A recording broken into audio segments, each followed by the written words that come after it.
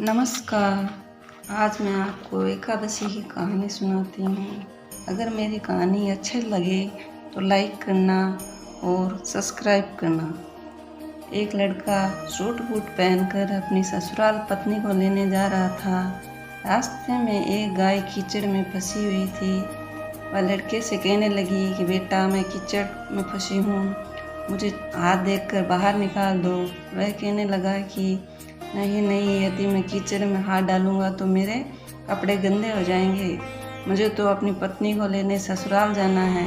वह गाय क्रोधित होकर श्राप देती है, अच्छा तुम ससुराल जाओ, तुम वहाँ पर नहाओगे तो आधा गधा और आधा खाना खाओगे तो पूरा गधा बन जाओगे। वह ससुराल पहुँच गया और उसके साले कहते हैं कि जीजा जी आप नहा धोकर खाना खा लो।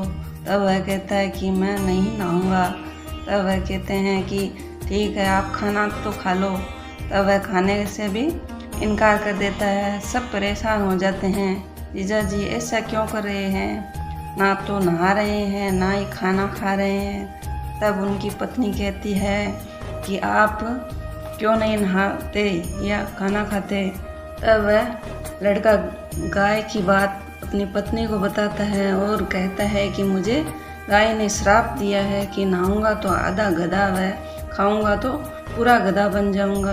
तब पत्नी कहती है कि कोई बात नहीं, आप नहा लीजिए, वह कुछ खा लीजिए, मैं वचन देती हूँ कि मैं आपका साथ दूंगी। तथा वह लड़का अपनी पत्नी चलते चलते सोचती रही कि ससुराल में सब लोग पूछेंगे क्या लाई है।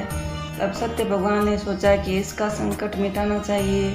और रास्ते में तो मैं क्या बताऊंगी। तब की बात सुनकर नहाने के लिए तैयार हो जाता है और खाना खाने बैठता है तो पूरा गधा बन जाता है। सब उसको गधा समझकर भगाने लगते हैं। तो पत्नी उनसे कहती है कि इन्हें मत मारो, ये मेरे पति हैं, इन्हें गाय का श्राप लग गया है इसलिए ये गधे बन गए हैं, आप मुझे इसके साथ ही विदा कीजिए।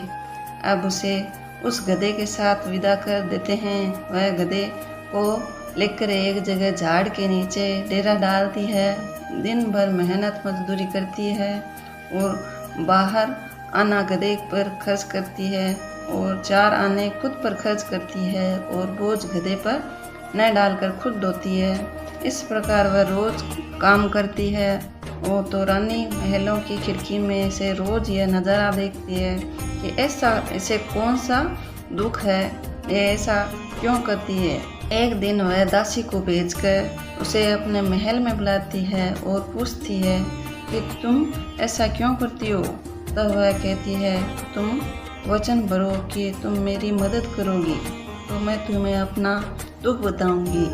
रानी वचन भरती है कि बहन मैं वचन भरती हूँ। तब वह सारी बात बताती है और कहती है कि इस प्रकार मेरे पति श्राप की वजह से गधा बन गए हैं। तब रानी पूछती है कि इसका उपाय क्या है। तब वह बताती है कि यदि किसी की 24 एकादशी करी होगी और वह संकल्प करके इसे 24 एकादशी दे तो मेरे पति पहले की तरह ठीक हो जाएंगे। तब राज्य में ऐलान किया जाता है कि 24 एकादशी जिसने भी की हो वह राजा दरबार में आए। तब एक बुढ़िया को लाया जाता है। जैसे कि बुढ़िया संकल्प करके एकादशी देती हुई नहाती है और उसके नहाने का पानी उस गधे पर गिरता है, वैसे वैसे वह गधा लड़के के रूप में आने लगता है। बुढ़िया लालच करके एकादशी रख लेती है तो उसका एक कान गधे का रह जाता है। सब कहते हैं यह क्या हुआ। तब बुढ़िया कहती है कि मैं भूखी प्यासी मरी सो मेरे पास एक भी एकादशी रहने दो।